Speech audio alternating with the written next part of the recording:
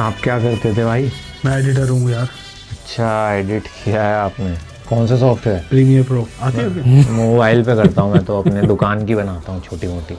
आप क्या करते हो? इसका है, अच्छा, मेरी दुकान से आता था। आपको भी बुला लिया बेटा। ये वीडियो आ जाओ इधर ही आप पार्टी पॉपर वाले को भाई अरेस्ट कर लिया, बहुत बढ़िया। कैसे? अरे मेरे बेटे ने मेरा कार्ड यूज करके मेंबरशिप ली थी यार। अच्छा, कार्ड। भाई साहब नमस्ते। या आप अंकल? मैं जो कार्ड यूज हुआ है उसका बैंक मैनेजर में। अरे बाप रे बाप, मैं वहाँ, तू क्यों है? हवलदार जी, बकरी आ वीडियो यही है भाई, हम भी वेट करें। हाँ मैं भी, हम आए। ये तू कैसे? यहाँ मेरा कजन सैंडविच में था जो वो खाते थे। बकरी को भी बुला लिया, तू ये भी बुला लिया, क्या करें? Excuse me. अबे ये तो फेमस है। ओह अभिनव, अभिषेक, हाय हाय। आप कैसे? इसी वीडियो के लिए जो चल रही है। ओह, इस वीडियो के लिए भी क्रेजी हो गया भाई। लाइन लंबी है। आपका नंबर आ गया, आपका नंबर आ गया। पैंट के पीछे बबल रैप डाल जाओ, बाई चांस मारे। बाई चांस कह रहा हूँ। चलो थैंक्स यार। Okay bubble wrap is a good idea दो भाई, ये तो मुझे बोलना पड़ेगा। भाई क्या चल रहा है इंडिया में? मतलब मैंने न्यूज पढ़ी कि इंडियाज गॉट लेटेंट के सेट पे मुंबई पुलिस गई है हैबिटेट क्लब में इन्वेस्टिगेशन करने। भाई क्या इन्वेस्टिगेट करोगे? समय रैना ने क्या जोक्स लिख के पर्चियां कोनों में फेंक रखी हैं जो तुम्हें मिल जाएंगी इन्वेस्टिगेशन में? क्या चल रहा है भाई? What stupidity is this? What is up bros, this is Jay back with another video and भाइयों welcome to the first ever episode of what the fuck is going on the internet. इसका अगला episode कभी भी आए ना आए इसकी कोई गारंटी नहीं है, क्योंकि मेरे दिमाग में क्रिएटिव आइडियाज उसी गति से आते हैं जिस गति से इस देश में विकास, बहुत कम बहुत लेट। तो अब क्योंकि ट्रेंड खत्म हो चुका है तो मुझे लगता है इस चीज के ऊपर बात करना बहुत जरूरी है। I will not do jokes on religion, politics, caste, community. इस वीडियो में मैं हर उस चीज को कवर करने की कोशिश करूंगा जो throughout this whole controversy मेरे दिमाग में चल रही थी और जिसके ऊपर मैं बात करना चाह रहा था। I kept saving a lot of the videos जिनकी वजह से मुझे लगता है पूरी कंट्रोवर्सी हुई। तो लास्ट एपिसोड के पैनल पे कुछ बहुत ही महान लोग बैठे हुए थे, हैवी कॉमेडियंस, जिनकी कॉमेडी के कारण जो पूरी कंट्रोवर्सी है वो हुई। जिनमें से पहले हैं जसप्रीत सिंह, जो कि हैं इंस्टाग्राम कॉमेडी किंग। इन्होंने केरला के ऊपर एक जोक मार दिया एजुकेशन को लेके, जो कि यूजुअली आप इंटरनेट पे, इंस्टाग्राम पे, रेडिट वगैरह पे आपको दिख जाएगा। बट ये भूल गए कि ये लेटेंट है और इसको बहुत सारे लोग देख रहे हैं। तो कहीं ना कहीं ये रेडिट और इंस्टाग्राम ह्यूमर यहाँ पे यूज करना इनके लिए बहुत ही प्रॉब्लमैटिक चीज हो सकती है। Pearl William, what's your political leaning? Political leaning? I don't watch politics. You don't have any political opinion. No. Did you vote? Me? No. Kerala, sir. 100% literacy, sir.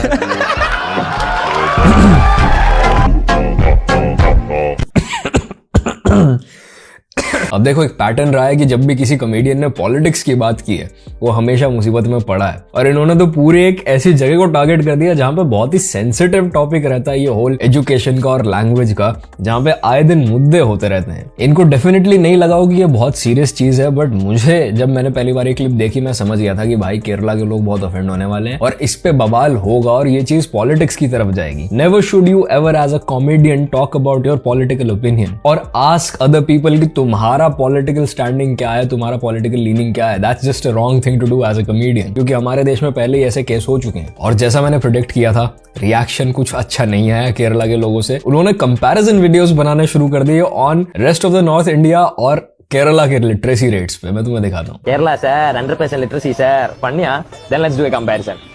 Kerala, Punjab, poverty 0.71%। तो इस बंदे ने बेसिकली देखा कि भाई सरदार है तो ये डेफिनेटली पंजाब से होगा, जबकि ये भाई जो है वो दिल्ली से हैं। और इन्होंने कंपैरिजन करना शुरू कर दिया और इंटरनेट का भी कोई रिएक्शन इनके इस आउटरीच पे कोई अच्छा नहीं था। उन्होंने इनके वीडियोस उठा के मीम्स बनाने शुरू कर दिए।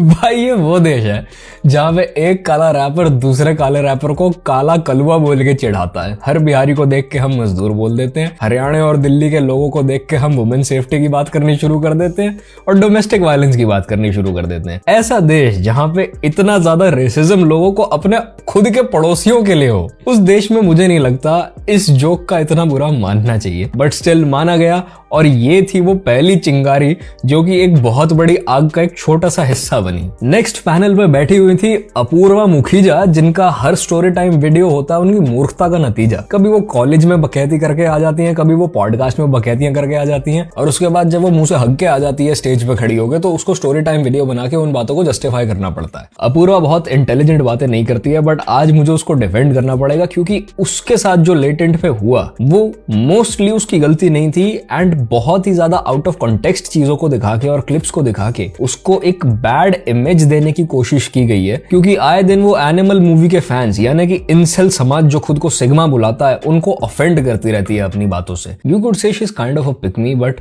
The only thing she picks with men is fight.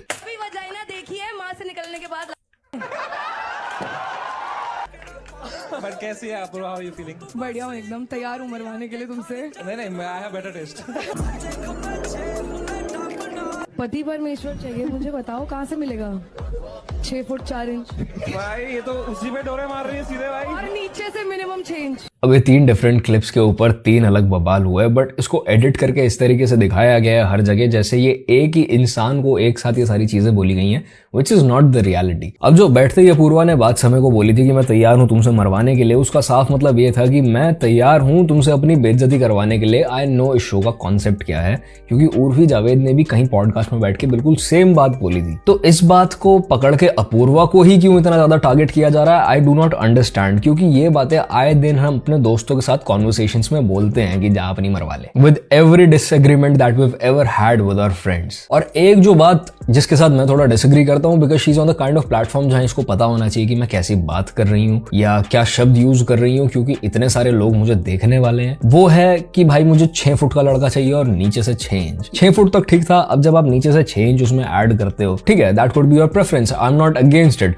लड़के भी इस तरह की बातें करते हैं कि भाई थिक थाइज सेव लाइफ, हमें तो लड़की ऊपर से ऐसे चाहिए और पीछे से वैसे चाहिए, बट प्राइवेट में बैठ के। वो बहुत सारे लोग देख नहीं रहे होते, उसको रिकॉर्ड करके लोगों के लिए पब्लिक नहीं किया जा रहा होता, it's just your personal preference. But आपने, क्योंकि उस स्टेज पे कॉमेडी का माहौल चल रहा था और आपको कहीं ना कहीं अपने क्लिप्स कटवाने थे या कूल बनना था उस माहौल में, तो आपने वो 6 इंच वाली बात जोड़ दी। और क्योंकि ऑलरेडी इतने लोग अपूर्वा को डिसलाइक करते हैं उसकी हरकतों की वजह से या उसके लगातार अपने पिताजी को गाली बकते रहने की वजह से, इज द रीजन वाई मुझे लगता है इस बात पे बहुत बड़ा बवाल हुआ है। क्योंकि एक तरीके से लोगों को फाइनली मौका मिल गया इस लड़की के अगेंस्ट बोलने का। लास्ट जो क्लिप है जिसमें वो किसी लड़के की मॉम के प्राइवेट पार्ट्स के बारे में बात कर रही है, वो क्लिप बहुत ही ज्यादा आउट ऑफ कॉन्टेक्स्ट दिखाया हुआ है। बदतमीजी सामने से शुरू हुई थी और ये बात मुझे खुद बहुत बाद में पता चली जब मैं लगातार वीडियो स्क्रॉल करता रहा और इस बारे में रिसर्च करता रहा। तो मैं तुम्हें एक बार पूरी वीडियो दिखा देता हूँ। ऐसे आदमी आए हुए क्या ऑडियंस है भाई, वो कुछ पॉइंट मारे तो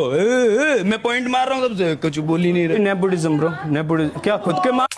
The girl sitting in the audience said, ढंग के पॉइंट्स मार तो हम हंसेंगे तेरी बात पे भी। इट्स नॉट दैट कि हम नहीं हंसना चाह रहे, तेरे पॉइंट्स घटे हैं। और हाँ, ये इंसान अनोइंग था, ये अजीब बातें कर रहा था स्टेज पे आगे। खुद के भाई बियर बंद करो, बियर चढ़ गई, इसको बंद करो भाई, चढ़ गई भाई, अभी भी पकड़ी। चुप है, मेरी दोस्त है, चुप रहे 2 मिनट। अब यहाँ पे Apoorva shut him down by saying भाई बदतमीजी मत करो, और बात खत्म हो गई थी। उसने कहा मेरी दोस्त है, चुप कर जा 1 मिनट, और बात खत्म हो गई थी। आगे इस इंसान ने क्या बात किया अब तुम सुनो। मैं एक बात बोलूं, तो वजाइना में सेंसेशन खत्म हो गई है क्या? क्या हो गया? वजाइना में सेंसेशन खत्म हो गई। अब बिफोर मैं अपूर्वा की तुम्हें वही क्लिप दिखाऊं जो तुम ऑलरेडी देख चुके हो, उसकी स्टेटमेंट क्या थी तुम्हें पता ही है। तुम ये सोचो कि इस इंसान ने वहां पे खड़े होकर क्या बात की है। एक पूरा बॉडी काउंट का कॉन्वर्सेशन चल रहा था through out his performance, and suddenly out of nowhere he said कि भाई तुम्हारी बेसिकली इंप्लाइंग कि इतने लोगों के साथ तुम बिस्तर में रह चुकी हो या इतने लोगों के साथ तुम फिजिकल हो चुकी हो कि भाई तुम्हारे तो प्राइवेट पार्ट्स में कोई सेंसेशन भी नहीं रह गई होगी। इनडायरेक्टली ही कॉल्ड हर अ होर। इस गधे ने आगे ये बात बोली है जो कि अपने आप में बहुत ज्यादा डिसगस्टिंग है, बट इसके ऊपर कोई मुद्दा नहीं बनाया जा रहा। अब तुम आगे अपूर्वा की स्टेटमेंट सुन लो, तुम्हें समझ आ जाएगा मैं क्यों इसको डिफेंड कर रहा हूँ। कभी वजाइना देखी है मां से निकलने के बाद?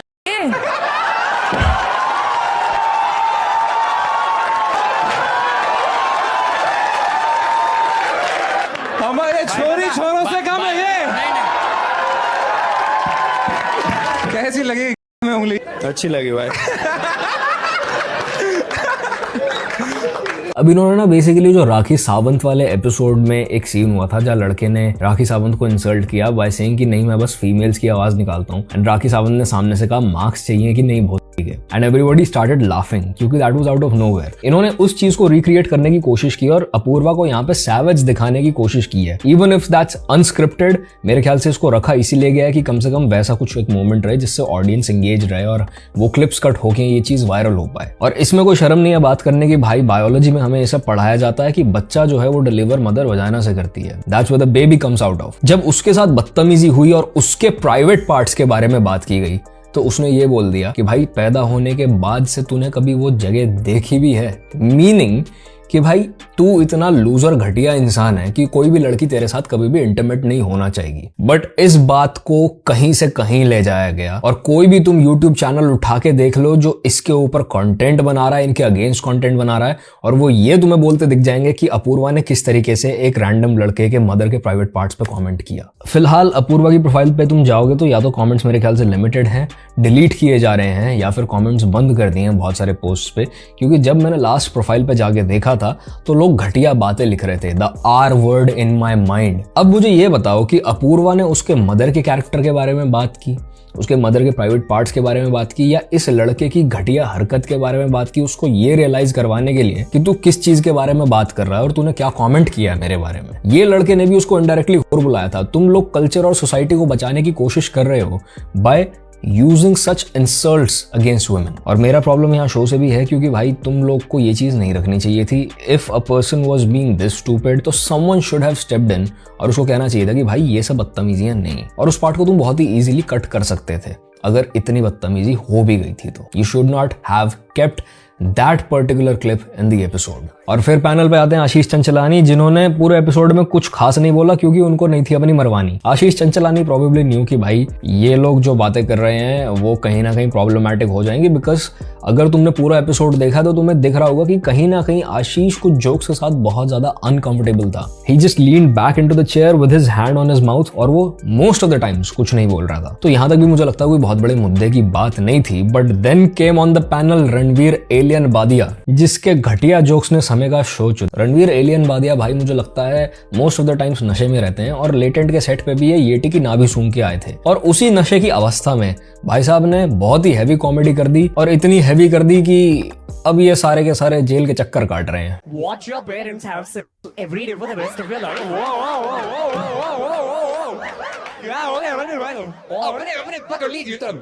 Or would you join in once and stop it forever? Join in? What the fuck?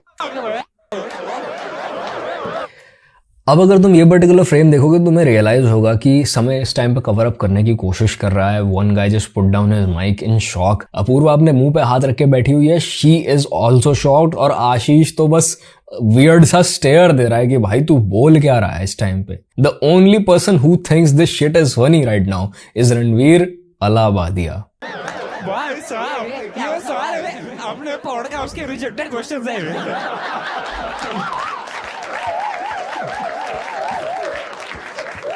भाई माइंड लगा तू वो क्वेश्चन है, लगता है तू एक्ट करता है। बोलना है आपको कोई बोला है करोड़ रुपए में रणवीर भाई कल मैं, तो आप कौन सी पोजीशन में चूज करेंगे? मेरा नहीं, दीपक कलाल। उसके first Ranveer price then Deepak Kalal. 0-0 not interested. 2 crore in cash right now. Yeah, right now 2 crore in cash. It's a let's go man, let's go. Once again Apurva मुंह पे अपने हाथ रखे बैठी हुई है। बाकी के लड़के इसके जोक को कवर अप करने की कोशिश कर रहे हैं। देखो ये बकैतियां जो हैं हमने स्कूल में कर रखी हैं कि भाई मेरा मुंह में ले ले चल यहाँ से, और हम ये सब आए दिन अपने दोस्तों को बोलते हैं। इट्स नथिंग न्यू जो हमें शो पे सुन रहे हैं, जो हमने आज तक कभी अपने जीवन में किसी को बोलते ना सुना हो या खुद ना बोला हो अपने यार दोस्तों को। But at the same time उस चीज को कभी भी ड्रैग नहीं करना चाहिए, क्योंकि तुम्हें भी पता है ड्रैग करने की वजह से दोस्तियों में भी लड़ाइयां हो जाती हैं। When you crack a joke like this, एक इंसान ने कहा not interested, you move on from that. अब आप उसको स्ट्रेच कर रहे हो, आप उसको च्युइंगम कर रहे हो, ड्रैग कर रहे हो कि भाई अब मैं 2 करोड़ इन कैश दूंगा तुझे। Would you do it for that? वो इंसान भी सिचुएशन को लाइट करने के लिए उसने थोड़ा ऐसा रिएक्शन दिया कि वो दिखाए कि मैं ऑफेंडेड नहीं हूं, बट क्लियरली वो इस चीज से अनकंफर्टेबल हो रहा है। And this is why you should not try comedy अगर आप कॉमेडियन नहीं हो तो, क्योंकि आप घुस तो जाओगे एक जोक में, पर उस जोक से बाहर कैसे आना है, कैसे you have to transition out of it, ये तुम्हें नहीं पता।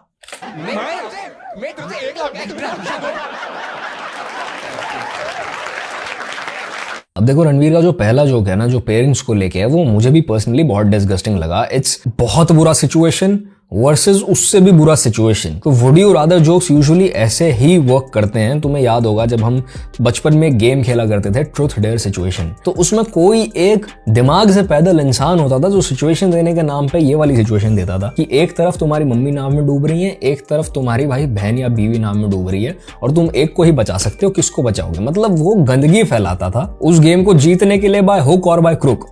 और उस टाइम पे जो सामने से बंदा जिसके मोरल्स को चैलेंज किया जा रहा होता था, वो उठ के निकल जाता था, ये क्या क्या चल क्या बोल रहा है। कुछ ऐसा ही रिएक्शन लोगों का रणवीर अलाहाबादिया के इस स्टूपिड जोक पे आया। आई थिंक अगर आप जरा भी स्पिरिचुअल हो या आप जरा भी दिमाग से मैच्योर हो, तो you should know not to force a person into answering such stupid questions. आप हंसी मजाक करो, गाली बको, जोक्स करो, but there are some things in every society जिसके बारे में बात करना बहुत मुश्किल हो जाता है। लाइक फॉर एग्जाम्पल, तुमने देखा होगा कि 9/11 के ऊपर बहुत सारे जोक्स बनते हैं, बहुत सारे रील्स बनते हैं जो कि इनडायरेक्टली हिंट कर रहे होते हैं 9/11 जोक्स पे। और वो जोक्स भी जब यूट्यूब पे किए जाते हैं तो उन जोक्स पे लोगों का रिएक्शन कुछ अच्छा नहीं होता, या फिर मोस्ट ऑफ द टाइम्स वो वीडियोस को बैन कर दिया जाता है, उनकी विजिबिलिटी खत्म कर दी जाती है, चैनल्स डिलीट हो जाते हैं उस जोक को मारने की वजह से, because it's a very sensitive topic. तो एक कंट्रोल्ड एनवायरमेंट में जहां पे आप 1-on-1 चैट में हो या 4-5 लोगों के ग्रुप चैट चल रही है, आप उस जोक को क्रैक कर सकते हो। बट वंस अगेन जब आप एक पब्लिक प्लेटफॉर्म पे बैठे हुए तो उस बात को करना बहुत ही कंट्रोवर्शियल हो जाता है। और इसीलिए ये चीज प्रॉब्लमैटिक है,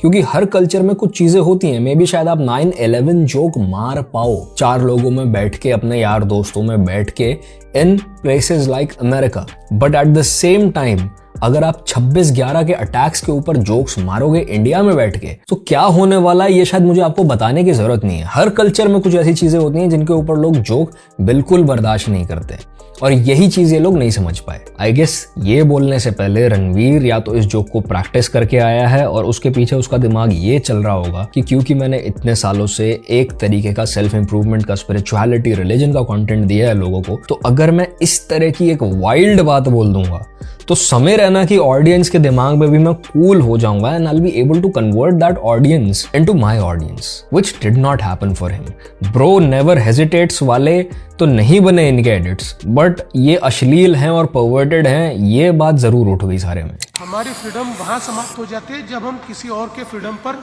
इंक्रोच करते हैं।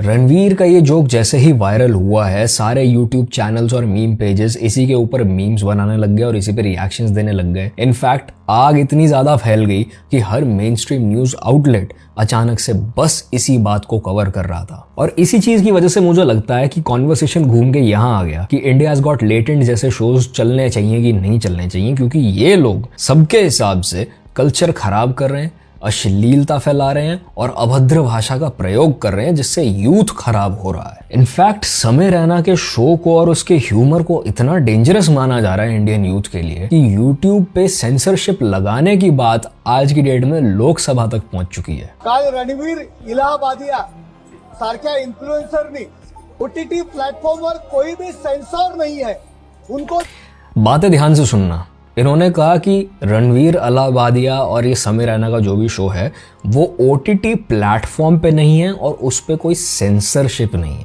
ये बात ध्यान रखना, इसके ऊपर मैं आगे बात करूंगा। उनको दिशा नहीं है, उनके कंटेंट पे कुछ भी दिशा नहीं है, कुछ भी पॉलिटिकल के बारे में कुछ भी अनाप शनाप बातें कर रही। याद है मैंने तुम्हें कहा था कि पॉलिटिक्स के ऊपर बात उठेगी, क्योंकि केरला के लैंग्वेज को लेके जब बात उठी तो उसमें पॉलिटिकल लीनिंग पूछने से वो पूरा का पूरा कॉन्वर्सेशन स्टार्ट हुआ था, which was a bad move to begin with। और ये बात भी तुम्हें ध्यान रखनी पड़ेगी, क्योंकि ये भी मेरा एक मुद्दा है जिसके ऊपर मैं बात करूंगा।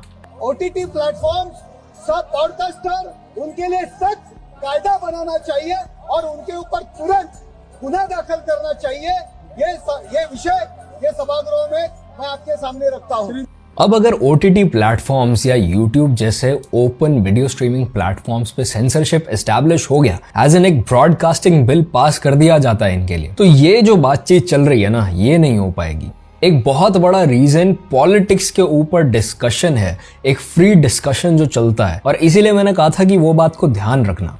दो बातें इसमें बहुत फिशी थी, एक कि पॉलिटिक्स के बारे में बात की जाती है, इनका मेन मुद्दा था, और दूसरा मेन मुद्दा ये था कि वो OTT प्लेटफॉर्म पे नहीं है। तो अगर मैं OTT प्लेटफॉर्म की बात करूं तो समय रैना के चैनल का जो मेंबरशिप अमाउंट है वो ऑल्ट बालाजी जैसी घटिया एप्स के मेंबरशिप के अमाउंट से ज्यादा है। तो वो एक पे वॉल के पीछे बंद एपिसोड था। अगर आप पे करके वो एपिसोड देख के ऑफेंड हो रहे हो तो आप दिमागी तौर पे कहीं ना कहीं बीमार हो, आपको ऑफेंड होने की बीमारी है, या मे भी आप बेरोजगार हो और फ्री टाइम में खड़े होकर JCB की खुदाई देखते हो, तो आई डोंट नो। पे वॉल ही अपने आप में एक OTT प्लेटफॉर्म की तरह ही वर्क करता है। YouTube पे भी मूवीज एग्जिस्ट करती हैं विच यू कैन बाय और रेंट, वो भी एक पे वॉल के पीछे बंद होती हैं जो YouTube ओन करता है। सोचने की बात यह है कि इस पूरे के पूरे शो को एक OTT प्लेटफॉर्म पे ले जाने की बात सबसे पहले क्यों उठाई गई, और फिर उस बात को घुमा के पॉलिटिक्स पे लाया गया कि ये लोग पॉलिटिक्स के ऊपर कुछ भी कमेंट करते हैं। अगर पॉलिटिक्स के ऊपर कमेंट करना अलाउड नहीं है तो पॉलिटिक्स एग्जिस्ट ही क्यों करती है इस दुनिया में? एज अ सिटीजन हमारे पास बस यही एक प्लेटफॉर्म है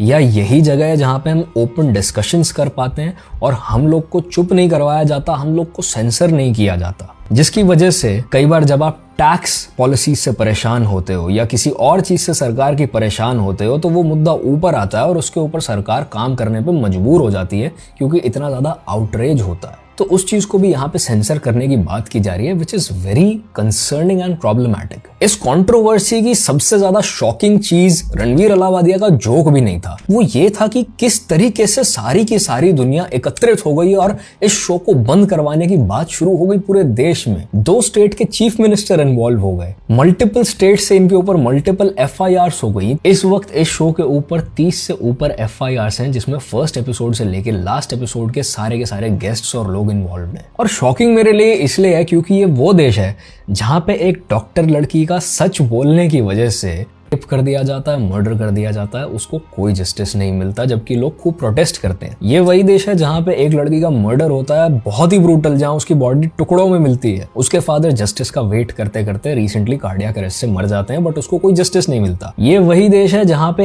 एक आदमी को एलिमनी लॉज मिसयूज करके मनी एक्सटॉर्शन के लिए यूज किया जाता है, इस लेवल पे हरास किया जाता है कि वो अपना जीवन समाप्त कर लेता है, बहुत बड़ा सुसाइड लेटर लिख के। ऑफिशियल लेवल पे मेंस राइट की बात या फिर लॉज को किसी के अगेंस्ट मिसयूज करने की बात के ऊपर कोई एक्शन होना चाहिए या नहीं होना चाहिए, कोई बात नहीं होती है। एक बहुत ही अमीर बिल्डर की बिगड़ी औलाद दारू पी के अपने बाप की स्पोर्ट्स कार से 2 बच्चों को उड़ा देता है और उनकी जान चली जाती है। उस लड़के को 300 वर्ड्स का एस्से लिखवा के छोड़ दिया जाता है, और जब उसके ऊपर इंटरनेट आउटरीच करता है तभी उसके ऊपर इन्वेस्टिगेशन बैठती है और पता चलता है कि कौन कौन कहां पे इन्वॉल्व था। देश की राजधानी में घुसते ही कूड़े के पहाड़ों की बदबू आती है, सांस लेने को साफ हवा नहीं है वहां पे, पीने को साफ पानी नहीं है, और वुमेन्स सेफ्टी की जब भी बात होती है इस देश में तो हमारे नेता लोग सड़क पे मिलने वाली चौमिन और लड़की के कपड़ों को ब्लेम कर देते हैं उसके लिए। एंड इवन वर्स, ये कह दिया जाता है कि लड़के गलती हो जाती है, फांसी दी जाएगी, लड़के हैं, गलती हो जाती है। ये सब चीजें हाईलाइट करके मैं इंडियाज गॉट लेटेंट पे जो बातें हुई हैं या समय रैना और उसकी टीम से जो बेवकूफियां हुई हैं उनको कम करने की कोशिश नहीं कर रहा हूं, उनको छुपाने की कोशिश नहीं कर रहा हूं, बट मेरा मुद्दा ये है कि अगर इस देश में इतने सीरियस प्रॉब्लम्स एग्जिस्ट करते हैं तो सारे के सारे न्यूज चैनल्स और पॉलिटिशियंस मिलके अचानक से शो के पीछे कैसे पड़ जाते हैं, और हर जगह कॉन्वर्सेशन का मुद्दा यही क्यों हो जाता है, जबकि at the same time Mahakumbh में स्टैम्पीड होता है, लोग मरते हैं, और मणिपुर में क्या सब चल रहा है उसके ऊपर कोई कवरेज नहीं मिलता हमें। ये चीज मेरे से पूछो तो बहुत ज्यादा सस्पिशियस है। बंदे ये कमेंट कर रहे हैं जाके, इन लोगों को कम से कम फांसी होनी चाहिए, कम से मुझे ये सस्पिशियस इसलिए लग रहा है क्योंकि जब भी कोई चीज अचानक से फेमस होनी शुरू होती है या एकदम से कोई रैंडम ट्रेंड इंटरनेट पे शुरू हो जाता है, इट्स नेवर रैंडम। उसके लिए बहुत सारे लोगों को मल्टीपल जगहों पे पे किया जाता है। और बादशाह की एक टाइम की एक स्टेटमेंट थी कि भाई मैंने इतने लाख अपनी प्रमोशन में पे किए थे एक गाने की, और उससे सबको पता चल गया कि भाई ये सब कुछ पेड होता है और ये जो ट्रेंड चला रहे हैं, जो गाना वायरल हो रहा है, इसके पीछे कुछ ना कुछ किसी ना किसी पीआर एजेंसी का कहीं ना कहीं हाथ है। तो कोई भी ट्रेंड ले लो, आज से कुछ साल पहले कार्तिक आर्यन ने रैंडमली गाड़ी खरीदी और उसके हर जगह पार्टी पॉपर फटने की रील फेमस हो जाती है जहां पे वो पार्टी पॉपर फटने से डर गया। हुसैन तौबा तौबा का एक रैंडम स्टेप वायरल होना शुरू हो जाता है। चिटियां कलाइयां जैसा एक रैंडम गाना वायरल होना शुरू हो जाता है। या फिर मैं और यूट्यूब इन्फ्लुएंसर्स और लोगों की बात करूं तो LRD वर्मा नाम की एक रैंडम ट्रांस वुमन जो है वो ऊपर आना शुरू हो जाती है। हर जगह उसके ऊपर मीम बनने शुरू हो जाते हैं। माइक ओहर्न नाम का एक बहुत बड़ा बॉडी बिल्डर जो है वो वायरल होना शुरू हो जाता है। हर जगह एल्विश यादव और फुकरा इंसान के बिग बॉस के एडिट्स फैलने शुरू हो जाते हैं जब वो बिग बॉस में होते हैं, या फिर रजत दलाल के जब वो बिग बॉस में होता है, या फिर रैंडमली अर्पित बाला के reels take over internet and there is not a single meme page जो अर्पित बाला के ऊपर पोस्ट नहीं कर रहा होता। तो ये सब होता क्यों है? क्योंकि इन्फ्लुएंसर्स को और मीम पेजेस को पे किया जाता है उन ऑडियोज को और उन ट्रेंड्स को बार बार यूज करने के लिए और उनको जिंदा रखने के लिए इंटरनेट पे। And this is what PR work is, this is what meme marketing is. वो इस चीज को हमेशा एनोनिमस रखेंगे कि किसने उनको पे किया है और कहां पे किया और कितने उनको फ्रीक्वेंसी पे मीम्स डालने के लिए बोला है। But these people have packages जिसके चलते रैंडम लोगों के एडिट्स वो डालते हैं। और इसका बहुत ही सिंपल सा प्रूफ तुम्हें दिख जाएगा, सट्टे की एप्स की प्रमोशन जो है अपने रील्स पे चलाते रहते हैं, क्योंकि सट्टे के एप्स भी बिहाइंड द सीन्स इनको पे कर रहे होते हैं हर उस रील पे इनके सट्टे की ऐप का एक लोगो लगाने के लिए। And just so you know, journalism भी ऐसे ही वर्क करता है, न्यूज चैनल्स भी ऐसे ही वर्क करते हैं। उनको जहां से फंडिंग मिलेगा, जहां से उनको पैसा आएगा, वो उस चीज को कवर करना शुरू करेंगे, नहीं तो वो लॉसेस में जाना शुरू कर देते हैं। You can not build such a big company and have such a big television program without having big costs for it. और उनको कवर करने के लिए तुम्हें कहीं ना कहीं से पैसा चाहिए। तो जहां से ज्यादा पैसा आएगा उसी बात के ऊपर न्यूज कवर की जाएगी। किसने पे किया और क्यों पे किया है ये यूजुअली इसलिए सीक्रेट रखा जाता है जिससे आपके दिमाग में एक बात घुसी रहे कि ये जितना भी आप सब देख रहे हो ये ऑर्गेनिकली हो रहा है और इसके पीछे कोई चालाकी नहीं है। So they create an illusion in your mind कि ये जो कॉन्वर्सेशन आप अभी सुन रहे हो ये जेन्युइनली एक मुद्दा है और हम इसको बस मुद्दा बना नहीं रहे। ये सब बातें मैं तुम्हें इसलिए बता रहा हूं क्योंकि जब मैंने रणवीर अलाहाबादिया की अपॉलॉजी के ऊपर मीम्स देखे और वीडियोस देखे और फिर कमेंट सेक्शन में जाके जब मैंने देखा कि कुछ लोग हेट कर रहे हैं, तो आउट ऑफ क्यूरियोसिटी मैंने एक एक अकाउंट को खोलना शुरू कर दिया। बहुत सारे ब्लू टिक अकाउंट्स ऐसे थे जिनके 5-5 लाख फॉलोअर्स थे, जबकि 2000 भी उनको रील्स पे व्यूज नहीं आ रहे। तो दैट मीन्स फेक फॉलोज और पेड ब्लू टिक। बट उससे तुम्हारे दिमाग में ये बात पड़ेगी कि अगर ब्लू टिक वाला अकाउंट जो है वो रणवीर अलाहाबादिया के अगेंस्ट बोल रहा है तो इसका मतलब इसके अगेंस्ट ही बोलना है। इट्स जस्ट भेड़ चाल चलाने वाली चीज, इससे डोमिनो इफेक्ट। अगर एक भीड़ में एक इंसान चिल्लाना शुरू कर देता है तो मोस्टली लोग उसके चिल्लाने की वजह से चिल्लाना शुरू कर देते हैं विदाउट क्वेश्चनिंग ये हो क्यों रहा है। और इसके ऊपर मल्टीपल एक्सपेरिमेंट्स हो चुके हैं कि आप अगर रैंडमली 3 लोग को पे करके एक जगह लाइन लगवा दोगे तो बाकी लोग बिना बात ही, बिना पता हुए कि वो लाइन क्यों लगी हुई है वहां पे, उस लाइन में लगना शुरू कर देंगे। A lot of the accounts were fake, जो कि रैंडम सेलिब्रिटीज के फैन पेजेस थे जो कि डेड पड़े हुए थे और अचानक से एक्टिव होने शुरू हो गए रणवीर अलाहाबादिया की पोस्ट पे। और बहुत सारे ऐसे भी अकाउंट्स थे कि मैं अकेली हूँ घर आ जाओ काइंड ऑफ वाली, जो कि रणवीर अलाहाबादिया के अगेंस्ट लिख रहे थे। बट जब मैंने उनकी प्रोफाइल्स ओपन करके देखी तो वो टेलीग्राम लिंक्स डले हुए थे उस पर या फिर व्हाट्सएप सर्विस अवेलेबल लिखा हुआ था। जब मेरा थोड़ा सस्पेशन बढ़ा इस चीज के ऊपर तो अपूर्वा के अगेंस्ट भी जितने भी पोस्ट थे मैंने उनको सेव करना शुरू किया और एक एक करके हर कॉमेंट को ओपन करना शुरू किया। तो अगर 50% अकाउंट्स रियल थे तो 50% जो थे वो फेक थे, जो कि अपूर्वा के अगेंस्ट बिना बात की बात कर रहे थे। और ये PR वाला सस्पेशन मेरा कंफर्म हो गया जब मैंने ये रील देखी। आज मैं तुमको बताऊंगा कैसे कुछ पावरफुल लोग अपॉर्चुनिस्ट बनकर अपनी पावर और बढ़ाते हैं। मैंने ये 7 वर्ड का sentence why no FIR against this filthy lady search किया और मुझे एक के बाद एक पोस्ट मिले सिर्फ अपूर्वा पर। इतने सारे लोग exact same 7 word in same order without planning use नहीं कर सकते, यानी कि ये पेड ट्वीट्स हैं। अब तुम सोचो कौन इनको पैसे दे रहा होगा। कुछ ऐसा ही गौतमी वर्सेस एल्विश यादव के टाइम पे भी हुआ था, जहां स्ले पॉइंट के अगेंस्ट बहुत ही वियर्ड और स्टूपिड हैशटैग्स चलने शुरू हो गए थे और बहुत ही ज्यादा नंबर्स में चलने शुरू हो गए थे, which started trending on Twitter which is X now. मैं तुम्हें सच बता रहा हूं, अगर X जैसे प्लेटफॉर्म्स एग्जिस्ट ना करते होते जहां पे फेक अकाउंट्स बना के अजीब से हैशटैग को बस अपना एजेंडा पुश करने के लिए ट्रेंडिंग पे ला सकते हो, तो ये सारी मीम मार्केटिंग और ये सब बकवास एग्जिस्ट ना करती, ये पूरी कंट्रोवर्सी एग्जिस्ट ना करती होती कभी भी। बट एनीवे, आगे देखो। अब तुम सोचो कौन इनको पैसे दे रहा होगा किसी के अगेंस्ट नेगेटिव पीआर करने के लिए, और इन ट्वीट्स में बकायदा कैरेक्टर असैसिनेशन है। देखो बात थोड़ी सीरियस है, मैं अपूर्वा को डिफेंड नहीं कर रहा हूँ, तुम्हें उसे जेल भेजना है, फांसी पे चढ़ाना है, तुम जानो, लेकिन तुम इतना जान लो कि ये थॉट्स तुम्हारे दिमाग में जबरदस्ती डाले जा रहे हैं। अपूर्वा का एग्जांपल एक्सप्लेन करना मेरे लिए इजी है, क्योंकि रणवीर ने क्या बोला उसमें अपूर्वा की गलती नहीं थी। वो लड़की है, गाली देती है, ओपन पर्सनैलिटी है, पहले ट्रोल भी हो चुकी है, तो ब्लू टिक वाले जो बोलेंगे जनरल पब्लिक मान रही है। एग्जैक्टली, मेरा भी यही थॉट था। गाली देने की वजह से अगर किसी का कैरेक्टर खराब होता है या आप कैरेक्टर असैसिनेशन कर रहे हो सेइंग कि ये लड़की कैरेक्टरलेस है, ये तो हर दूसरे लड़के के साथ सोती होगी, जस्ट बिकॉज वो गाली दे रही है, तो फिर भाई हम जो मर्द समाज है, मैं उनसे एक सवाल पूछना चाहता हूं, ऐसी कौन सी गंदी गाली है जो हमारे दोस्तों ने हमें या हमने उनको नहीं बकी हुई कभी क्रिकेट खेलते हुए, फुटबॉल खेलते हुए, इनफैक्ट वीडियो गेम्स खेलते हुए हम गाली बकते हैं। अगर तुमने जीवन में कभी काउंटर स्ट्राइक, GTA ऑनलाइन या फिर वैलोरेंट जैसी गेम्स खेली हैं और तुम माइक पे गए हो लोगों से बात करने के लिए, तो गंदी गाली के अलावा लोग एक दूसरे को कुछ बकते ही नहीं है। तो फिर हमारा कैरेक्टर कितना खराब है अगर एक लड़की का गाली बकने की वजह से कैरेक्टर खराब हो जाता है।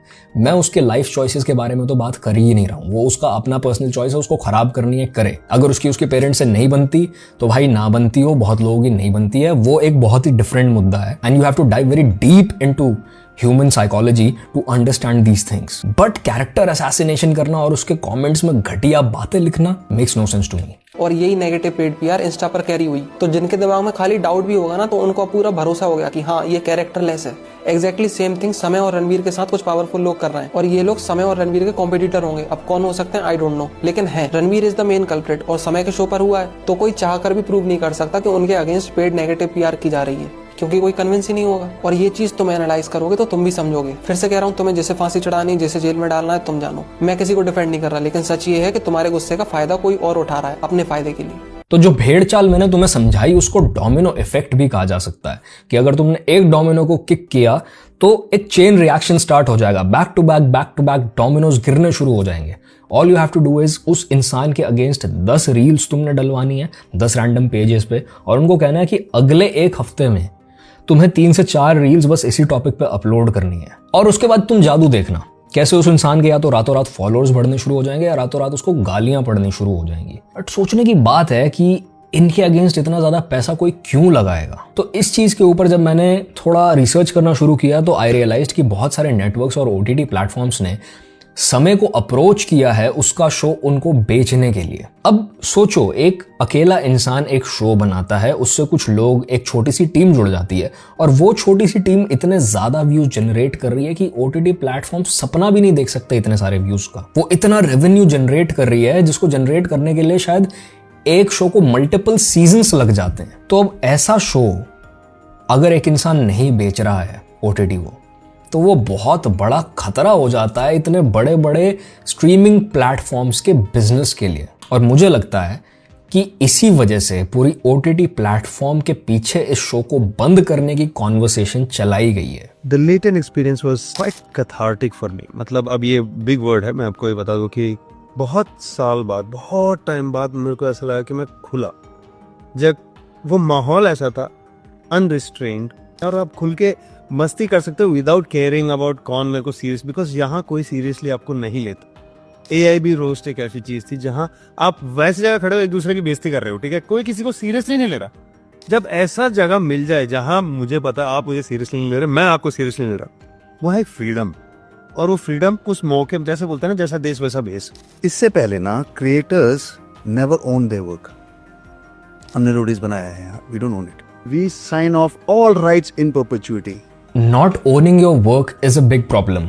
समय के अगेंस्ट ये चीज़ इसलिए भी मुझे लगता है हो रही है, और OTT प्लेटफॉर्म्स और उससे जुड़े लोग, बहुत बड़े बड़े पावर्स उसके पीछे हैं। बिकॉज रिसेंटली जब रोहन करियप्पा, जो कि एक देसी हिप हॉप क्रिएटर है, उसकी एक कंट्रोवर्सी हुई और उसका चैनल टेक डाउन करने की कोशिश की एक शो ने, तो कम्युनिटी उसके सपोर्ट में इतनी ज्यादा खड़ी हो गई कि उस चैनल को और उसकी पूरी टीम को बैकआउट करना पड़ गया रोहन के अगेंस्ट खड़े होने से। और ये चीज डेफिनेटली उनको बहुत चुभी होगी कि वो इतनी बड़ी कंपनी और इतना बड़ा चैनल होने के बाद भी उस एक अकेले इंसान के अगेंस्ट कुछ नहीं कर पाए, क्योंकि इतनी बड़ी कम्युनिटी उसके पीछे खड़ी हो गई थी। जब वो पूरा कंट्रोवर्सी चल रहा था तो बहुत लोगों ने रोहन को ये बोला कि भाई तू अपना शो खोल ले, because you are a very respected creator of DHH community, और हम लोग तेरा शो देखेंगे और उसके ऊपर रिएक्ट करेंगे एंड विल हैव फन। उस टाइम समय रैना आगे आया और उसने कहा कि फंड्स के साथ मैं हेल्प करूंगा, I will help you run this show, और हम इसको किसी भी प्लेटफॉर्म को नहीं बेचेंगे क्योंकि हम अपने शो पे पोस्ट शो कॉन्ट्रैक्ट्स नहीं चाहते। पोस्ट शो कॉन्ट्रैक्ट क्या होता है? जब भी कोई इंसान किसी म्यूजिक, किसी हिप हॉप वगैरह शो में जाता है और वो पहले से एक आर्टिस्ट है जो बहुत टाइम से सीन में हासिल कर रहा है, लेट्स से उसके 1 लाख सब्सक्राइबर्स भी हैं, उसको अगले 1 से 1.5 साल तक शो बंद होने के बाद, जब वो टेलीकास्ट बंद हो जाएगा उसके बाद उसको परमिशन नहीं होगी किसी भी तरह का गाना रिलीज करने की या डालने की, और उसको बोल दिया जाएगा कि आपके शोज आप कब कहां कैसे करोगे और कब कहां गाना निकालोगे, हम डिसाइड करेंगे। मीनवाइल उसके जो गानों के राइट्स हैं जो उसने शो पे गाए हैं वो सारे खरीद लिए जाते हैं। 1-1.5 साल तक यूजुअली उस इंसान को कोई भी काम नहीं मिलता है, और क्योंकि वो नए गाने नहीं डाल पा रहा तो वो अपनी तरफ से भी कोई पैसे नहीं बना पाता, और देखते ही देखते लोग उसके बारे में भूल जाते हैं और उसका करियर खत्म हो जाता है। उस चीज को खत्म करने के लिए समय रैना एंड रोहन डिसाइडेड कि हम अपना शो बनाएंगे जिसमें ये सब चीजें और ये सब सेंसरशिप्स नहीं होंगे कि लोगों के चैनल्स पे स्ट्राइक्स पड़े उस पर रिएक्ट करने से। अब अगर तुम सोचो ऐसा शो फेमस हो जाता है जहां लोगों को ऑर्गेनिक ऑडियंस मिल रही है और कोई पोस्ट शो कॉन्ट्रैक्ट भी नहीं है, तो कितने बड़े कंपनीज को कहां पे कितना ज्यादा लॉस होता है। तुम्हें सीरियसली लगता है इनको करने देंगे without taking any actions? I don't think so. To a channel और ब्रॉडकास्टर, और उससे गरीबी ही मिलती है, और एक्सप्लॉयटेशन के लिए you become prime for exploitation. Somebody else owns your work. You understand what I'm saying? Samay Raina has changed that with Legend. Has shown that change is possible. He hasn't changed it. No, he has Broken down a wall. Yes. मतलब एक बड़ा hit मारा उस Right. उस दीवार पे। Right. हम भी मार रहे थे छोटे छोटे टक टक उसने सब मारा। अब जो नेटवर्क्स है ना, अब उनकी फट रही है। फटनी चाहिए। मैंने बात किया कितने नेटवर्क्स में, वो कहते हैं शिट यार के रहो, अब कैसे करेगा वो खुद कहता है मेरे पे अंधा पैसा फेंक रहे हो कि हमारे पास आ जाओ, उसने खुद कह रहा नहीं। तो बेसिकली वो उसके ऊपर अंधा पैसा फेंक रहे हैं, तो सोचो वो कितने डेस्परेट होंगे समय का शो और उसके राइट्स खरीदने के लिए।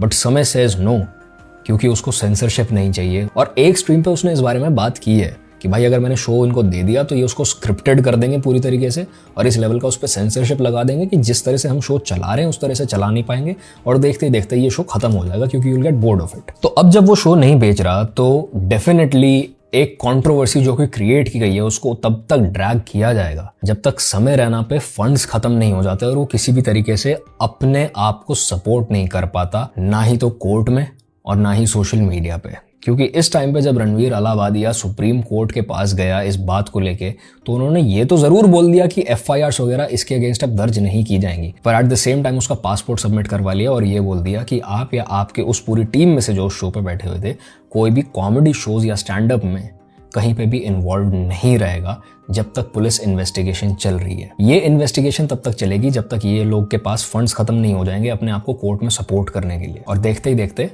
लेटेंट जैसे शोज को खत्म कर दिया जाएगा इंटरनेट पे से, and the OTT platforms will come out on top.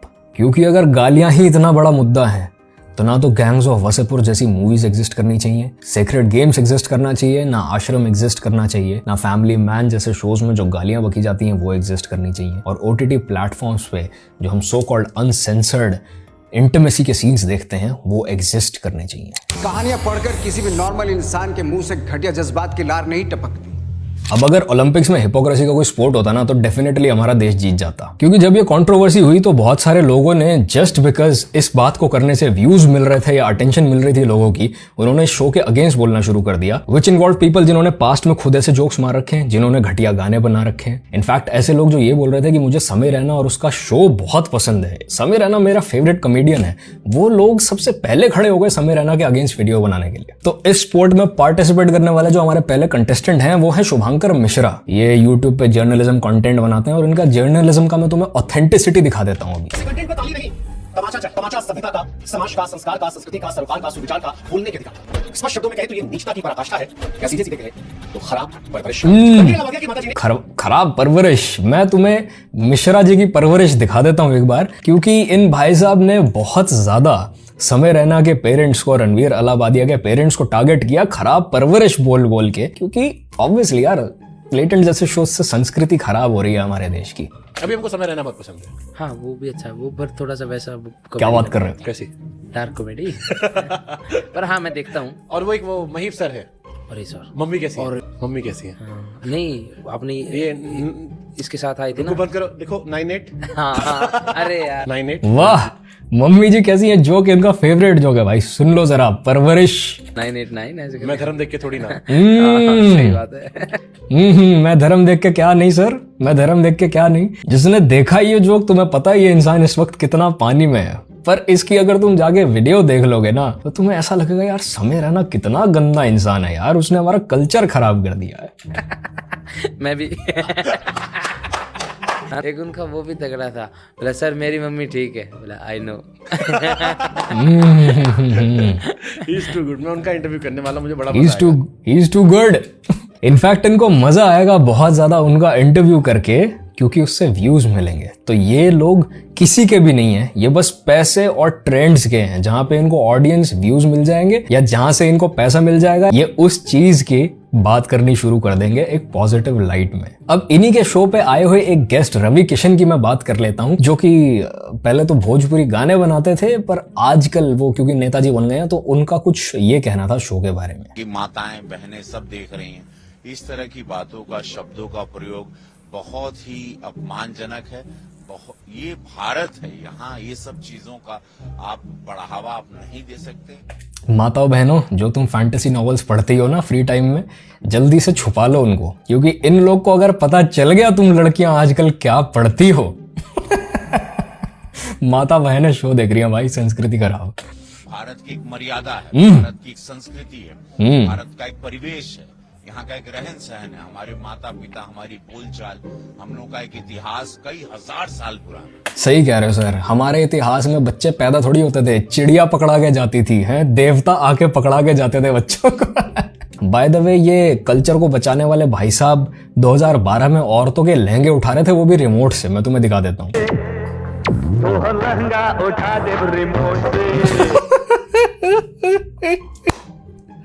मजे की बात तो ये है कि रवि किशन वही इंसान है जो कि शुभांकर मिश्रा के शो पे बैठ के ये कह रहे थे कि गालियां हमारे कल्चर के लिए बहुत इंपॉर्टेंट है, गालियां तो हमारे भाषा का रस है। पर आज ये कह रहे हैं कि माताएं बहनें शो देखती हैं और हम ये सब नहीं डाल सकते, क्योंकि भारत का कल्चर, भारत की संस्कृति। भारत का कल्चर बचाने के लिए एक बी प्राक नाम के भी म्यूजिशियन हैं जो कि आगे आए हैं, उनकी भी बात आप सुन लो। मैं ना यार एक पॉडकास्ट में जाने वाला था अभी, Beer Biceps, and we cancel that. क्यों? क्योंकि आपको पता है कि वो कैसी पैथेटिक थिंकिंग है और कैसे शब्द यूज करे गए हैं समय रैना के शो पे।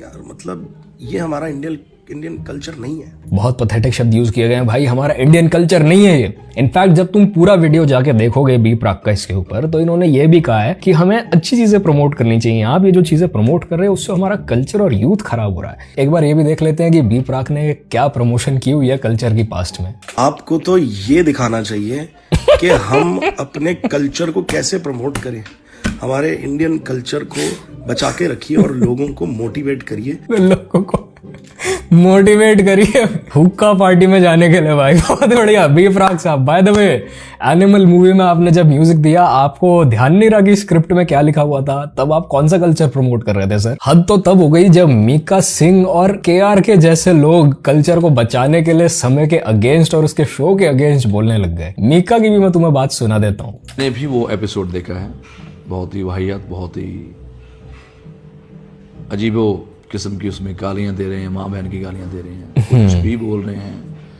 ऑडियंस बेचारी एंजॉय कर रही है। क्योंकि ना ही तो मीका सिंह ने कभी अपने ट्वीट्स में गालियां लिखी हैं, ना ही इन्होंने कॉमेडी सर्कस जैसे शोज पे आके अपना गाना प्रमोट किया है जिसके बोल थे सारी दुनिया मेरे इस पे। इनफैक्ट मीका सिंह वही आदमी है जिसके ऊपर राखी सावंत ने कंप्लेंट डाली थी क्योंकि उसने उसकी चुम्मी ले ली थी। ये बात है साल 2006 की, जब मिक्का सिंह ने अपने बर्थडे पार्टी के दौरान राखी सावंत को किस कर दिया था। राखी सावंत ने इस घटना के खिलाफ मुंबई पुलिस में शिकायत दर्ज कराते हुए कहा कि मिक्का सिंह ने बिना उनकी सहमति के ऐसा किया है। मिक्का सिंह ने डिफेंड करते हुए जवाब दिया था कि उस बर्थडे पार्टी में जो भी हुआ था वो जानबूझकर नहीं, बल्कि ये सिर्फ मस्ती के मूड में हो गया। हालांकि यह घटना समय के साथ फीकी पड़ गई गई और अब तो इस घटना का कोई जिक्र तक नहीं करता।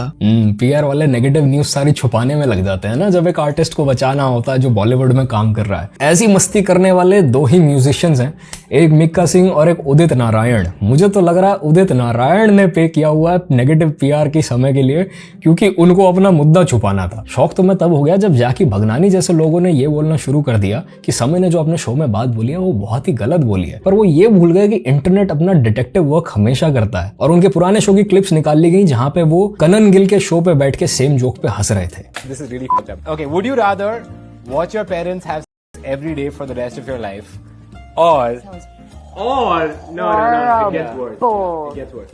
Or join in once to stop it. Oh my God. You have to answer, guys. Jackie Bhagnani ladies and gentleman, इनको आज से कुछ साल पहले यही जोक बहुत फनी लग रहा था। ये कल्चर बचाने वाले लोगों ने ना ही तो बस इन लोगों के पेरेंट्स को हरास किया, उनको डॉक्स करने की कोशिश की, बल्कि ये अपूर्वा के कमेंट्स और डीएम्स तक पहुंचे जहां पे ये उसको थ्रेट्स देने लग गए। जी हाँ, रुद्राणा सिंह नाम के एक फिल्म डायरेक्टर के स्क्रीनशॉट्स चैट्स के अपूर्वा ने शेयर कर दिए जहां पता चला कि वो उनको थ्रेट्स दे रहे हैं। और जब वो चीज वायरल हुई और उस पे लोगों ने उस इंसान को क्रिटिसाइज करना शुरू किया तो उसने अपने इंस्टाग्राम प्रोफाइल पे अपॉलॉजी डाल के ये बोला कि मेरा अकाउंट हैक हो गया था। ये लोग बचाएंगे भाई कल्चर को। और अगर गालियां प्रॉब्लम है तो इस देश का यूथ पिछले 10-12 साल से रोडीज और स्प्लिट्सविला जैसे शोज को देखता हुआ बड़ा हो रहा है। उनके कुछ अगर मैं क्लिप्स दिखा दूंगा जो कि अनसेंसर्ड हैं तो तुम्हारे कानों से खून निकल जाएगा। तो मेरा क्वेश्चन ये है कि इतने सालों से जब आप ये शोज देख रहे थे तब आपने प्रोटेस्ट क्यों नहीं किया? तब हर न्यूज चैनल ने इनको क्रिटिसाइज क्यों नहीं किया? वाई जस्ट समय and India's got latent is responsible for everything wrong with Indian youth right now. By the way मुझे पता चला कि इंडियाज गॉट लेटेंट के ऊपर उर्वशी रौताला ने भी कुछ कहा है, एक बार उनकी भी बात सुन लेते हैं। आप खुद ही सोचिए, डाकू महाराज की 105 करोड़ की सक्सेस के बाद माय मदर इन्होंने मुझे गिफ्ट की डायमंड स्टडेड रोलेक्स। अबे यार ये डाकू महाराज इसकी इस तरह के अल्फाज हमें सड़कों पर सुनाई नहीं पड़ते। भाई हमारी सोसाइटी ना ही तो बस बहुत ही हिपोक्रिटिकल है पर बहुत ही सैडिस्ट टाइप सोसाइटी है हमारी, स्पेशली इंडिया में। यहाँ लोगों को और लोगों को रोते देख के, उनको बुली करके, उनके हाथ जुड़वा के, उनको नीचा दिखा के बहुत मजा आता है। ये कल्चर तुम कंपनीज में नोटिस कर लेना, तुम स्कूल्स में नोटिस कर लेना, तुम कहीं पे भी नोटिस कर लेना। फॉर सम रीजन हमारी सोसाइटी में, और इसके ऊपर मुझे लगता है रिसर्च होना बहुत जरूरी है, हमारी सोसाइटी में स्पेशली बहुत ही ज्यादा फ्रस्ट्रेटेड लोग हैं और लोगों को खुश नहीं देख सकते और लोगों को तरक्कीशुदा नहीं देख सकते। और इसीलिए हमारे यहाँ बिग बॉस, स्प्लिट्सविला, रोडीज जैसे शोज जहाँ पे सारा टाइम कलेश चलता रहता है, डेली सोप्स जहाँ पे सारा टाइम सास और बहू की लड़ाई हो रही होती है या बहू पे अत्याचार हो रहे होते हैं, काइंड ऑफ वाले शोज बहुत ज्यादा फेमस हैं और बहुत ज्यादा पैसा कमाते हैं। एंड इंस्टेड लोग इस बात को समझें और उन पैटर्न से निकलने की कोशिश करें। उनको जैसे ही कोई प्रोटेस्ट करने का या गुस्सा दिखाने का मौका मिलता है कहीं पे भी, वो सारा फ्रस्ट्रेशन कलेक्ट करते हैं और एक जगह निकालना शुरू कर देते हैं। और इसी चीज का फायदा बड़े बड़े न्यूज चैनल्स और मीडिया आउटलेट्स उठाते हैं। मैं एल्विश यादव की बातों से और कंटेंट से मोस्टली डिसएग्री करता हूँ, बट एक मैं तुम्हें वीडियो दिखाऊंगा जिससे मैं जेन्युइनली बहुत अग्री कर रहा हूँ, क्योंकि facts don't care for feelings भाई। ये बड़ी बड़ी न्यूज दबाने के लिए हमारी न्यूज चलाई जाती थी कि वो ना दिखे, स्केपगोट होता ना एक, तो वो बन गए थे। एल्विश का फोन आज एफएसएल रिपोर्ट, एक बड़ी न्यूज जो मुद्दा चल रहा देश में वो नहीं दिखाएंगे वो कि एल्विश का फोन एफएसएल रिपोर्ट में जा रहा, वो जरूर दिखाना जरूरी है। तो ऐसे काम करती हैं चीजें। मतलब मैं मेरे को पहले लगता था कि नहीं सब लोग अच्छे हैं यार, बट बाद में जब पता लगा ना भाई साहब ये खोखला कितना है सारी चीजें, कि कौन कहाँ से कनेक्टेड है, कौन क्या चाहता है आपका। ये न्यूज वाले क्या, न्यूज वाले नॉर्मल थोड़ी रहते हैं। न्यूज वाले भाई साहब जो आप पैसा दे दोगे वो दिखाएंगे कि 4 पिलर है भाई, एक पिलर तो मीडिया नहीं है भाई, वो पिलर भी उन 3 जो बाकी के ना उनने पकड़ रखा है।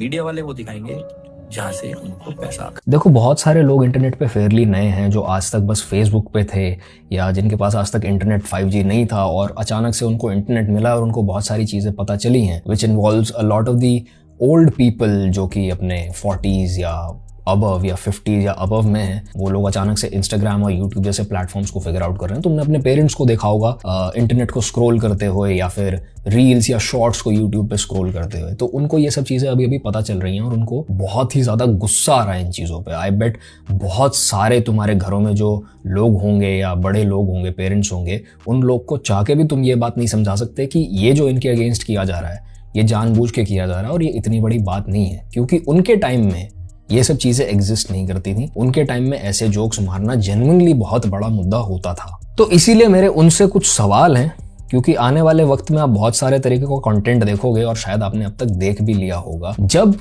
टीवी पे सट्टे की ऐप का प्रमोशन चल रहा होता है और क्रिकेटर्स खुद उस काम को कर रहे होते हैं, तब आप लोग आउटरीच क्यों नहीं करते, तब आप लोग प्रोटेस्ट क्यों नहीं करते उसके अगेंस्ट? जब इंस्टाग्राम पे अकाउंट बनाते ही 5 मिनट की स्क्रोलिंग के बाद आपको सबसे दुनिया का घटिया कंटेंट दिखना शुरू हो जाएगा। कोई घटिया डांस स्टेप कर रही है लड़की, बॉर्डरलाइन न्यूडिटी, माँ और बेटे का रिलेशनशिप, देवर भाभी के रिलेशनशिप्स की वीडियोस और बॉर्डरलाइन सॉफ्ट आपको दिखना शुरू हो जाएगा। तब आप लोग प्रोटेस्ट क्यों नहीं कर रहे होते इन ऐप्स के अगेंस्ट? जब आपके फेवरेट एक्टर्स टीवी पे आते हैं और एक पान मसाले की एड की आड़ में तंबाकू बेच के आपको चले जाते हैं, तब आप लोग उसके अगेंस्ट प्रोटेस्ट क्यों नहीं करते? क्या सोसाइटी को इन्फ्लुएंस करना उनका उतना ही रिस्पॉन्सिबिलिटी नहीं है जितना एक इंटरनेट पे बैठे इन्फ्लुएंसर का? जब शीला जवान हो जाती है, मुन्नी बदनाम हो जाती है, ऑलमोस्ट हर मूवी को एक आइटम सॉन्ग वायरल करके बेचा जाता है, हाय गर्मी जैसे गानों पे आदमी जमीन में लेट के ड्राई हम्पिंग कर रहा होता है, वही औरत जमीन पे लेट के ट्वर्क मार रही होती है, अजीब तरह का डांस हो रहा होता है, तब आप लोग क्यों नहीं कहते वो चीज गलत है? और वही सेम नोरा फतेही जब किसी रियलिटी टीवी शो में आके बार डांस करने लग जाती है, तब आउटरीच क्यों नहीं होता? आपके ही घर की लड़कियां उनके ऊपर रील्स बना रही होती हैं, सेम स्टेप कॉपी कर करके मिलियन व्यूज ले जाती हैं कई, तब आप लोग कहाँ होते हो? और आपके घर के लड़के जब किसी औरत के प्राइवेट पार्ट्स के बारे में, उसके कलर और शेप के बारे में बात करके हंसने लग जाते हैं, तब आप लोग कहाँ होते हो? गाइज रिमेंबर द कुल्हड़ पिज्जा कंट्रोवर्सी। उस औरत ने आके कई बार हाथ जोड़ के लोगों से रिक्वेस्ट की है कि आपके पास वो वीडियोस हैं तो डिलीट कर दो। उन सरदार जी ने आके कई बार सेम बात कही है कि हम पब्लिक में जाने लायक नहीं रह गए हैं, जो हुआ गलत हुआ, वो हमारा प्राइवेट वीडियो था जो समहाउ लीक कर दिया गया या हुआ है, प्लीज उसको डिलीट कर दो। आज भी कितने सारे मीम पेजेस हैं जो रैंडमली कुल्हड़ पिज्जा के मीम्स बना के डालना शुरू कर देते हैं और कमेंट्स में इतनी गंदगी फैल रही होती है कि तुम सोच नहीं सकते। उस टाइम पे लोग इन मीम्स को शेयर करते हैं, उन मीम्स पे लाइक्स से ज्यादा कमेंट्स से ज्यादा शेयर्स होते हैं, क्योंकि अकेले में गंदगी मचाने में तो सबको मजा आ रहा है भाई। मैं उस सोसाइटी की चोली क्या उतारूंगा जो पहले से नंगी है? उसे कपड़े पहनाना मेरा काम नहीं है। जाने से पहले एक बात है, फोन हटा दे, जस्ट वांट टू टॉक दिल से, प्लीज यार फोन हटा दे यार, बोल रहा हूँ यार। तो thing is before I leave कि भाई ये जो भी 1 घंटा 15 मिनट में मैंने जो बातें करी, मैं ऐसा आदमी नहीं, ठीक है? मैं बता रहा हूँ तुम्हें, सच बता रहा हूँ मैं। This is not a cover up, I am trying to tell you something. I could have left, I could have been, but I like to break the facade for you. हम सब जो है ना, we write jokes to make you laugh, कोई मतलब नहीं इन jokes, ये झूठी बातें, ये गेम है, ये चीट कोड से। हाँ, नाना जिंदा है मेरे सब, we write shit, we know it works for you, you will have a good time, we will make money, fun. It's very sad कि कॉमेडियंस को बताना पड़ रहा है कि what we doing on stage is just playing a character, और हम actually उन बातों को मीन नहीं करते, हम सोशियोपैथिक या साइकोपैथिक नहीं है। इट्स वेरी सैड कि उनको ये चीज़ एक्सप्लेन करनी पड़ रही है कि ये बस एक जोक है, बस हाइपोथेटिकल स्टूपिड सिचुएशंस हैं जो हम क्रिएट कर रहे हैं बस और बस आपको हंसाने के लिए। डेफिनेटली कुछ जोक्स हैं जिनसे मैं भी पर्सनली बहुत ज़्यादा डिसएग्री करता हूँ, जैसे वो मोहम डैड वाला रणवीर अलाहाबादिया का जोक हो गया, या फिर बहुत सारे ऐसे जोक्स जो कि इंटरनेट पे विदाउट एनी कॉन्सिक्वेंस क्रैक कर दिए जाते हैं। बट इसका मतलब ये नहीं है कि I would wish for people to go to jail या उनका करियर खत्म हो जाए उस चीज़ की वजह से, क्योंकि ना ही तो ये किसी भी तरह का टेररिज्म, किसी भी तरह का गलत मेंटालिटी या किसी भी तरह का क्रिमिनल एक्टिविटी उसके थ्रू प्रमोट कर रहे थे। जहां डार्क कॉमेडी लाइन क्रॉस कर जाती है वहां यूजुअली कोई पंच लाइन्स नहीं होती, या यूजुअली वो एक्चुअली बहुत ही मेस्ड अप चीज होती है जिसको लोग नॉर्मलाइज करने की कोशिश कर रहे होते हैं, अपनी फेटिशेस को नॉर्मलाइज करने की कोशिश कर रहे होते हैं थ्रू कॉमेडी। यहाँ पे ऐसा शायद ही कुछ किया जा रहा था, मुझे नहीं लगता किया जा रहा था, वो इंटेंट नहीं था। और अगर ये चीज तुम्हें बेटर समझनी है तो तुम मेरा एक और वीडियो जाके देख सकते हो जहां पे एक लड़की ने जोक मारा था अबाउट असॉल्टिंग एन इन्फेंट, क्योंकि उसके मुंह में दांत नहीं होते। She was trying to cater to a male audience, और वो Arpit Bala type of comedy करने की कोशिश कर रही थी, जहां पे वो वियर्ड क्वेश्चंस का एक बहुत ही वियर्ड सॉल्यूशन देती है जिसकी वजह से लोग उसको लाइक करते हैं। That did not work out for her. Obviously वो बहुत ही डिस्गस्टिंग बात थी, और क्योंकि वो ऐसी चीज करने के लिए बॉर्डर लाइन उकसा रही थी, लोगों को इंसाइट कर रही थी, उस वजह से उसको जेल तक भेजा गया, and which I think was correct. ऐसे इंसान को भेजना चाहिए। बट इनका जोक कोई ऐसा हार्मफुल नहीं था। आई नो टैबू है ये हमारे यहाँ, इन चीज़ों को हम बिल्कुल भी बर्दाश्त नहीं करते, but at the same time मुझे लगता है कि बस इनको क्रिटिसाइज करना, इनको अनफॉलो करना, अनसब्सक्राइब कर देना या इनके बारे में बात ना करना would be enough for us to fix the situation. उसके लिए इनको जेल भेजने की, इनके पुतले जलाने की, इनको फांसी पे लगाने की, या फिर काउंटर प्रोडक्टिव काम जैसे कि किसी के डीएम्स में जाके उसको थ्रेट देने से तो हमारा कल्चर नहीं बचने वाला। इस चीज़ का हमें हक नहीं है। I think I have said enough, but जाते जाते मैं वंस अगेन, क्योंकि मुझे लोगों के दिमाग पे भरोसा नहीं है भाई इंटरनेट पे, मैं कह देना चाहता हूँ कि मैं इन जोक्स को सपोर्ट नहीं करता। बट जस्ट बिकॉज मैं सपोर्ट नहीं करता डज नॉट मीन कि इनके साथ जो हो रहा है वो सही हो रहा है, क्योंकि बहुत सारे लोग पास्ट में अपनी लाइफ्स गवा चुके हैं या डिप्रेस हो चुके हैं इस इंटरनेट के बेफिजूल की बातों पे भड़कने की वजह से, which I don't think any of us want. With all that said, I hope तुम्हारे दिमाग में कुछ चमका हो, and I will see you brothers in the next one. Peace.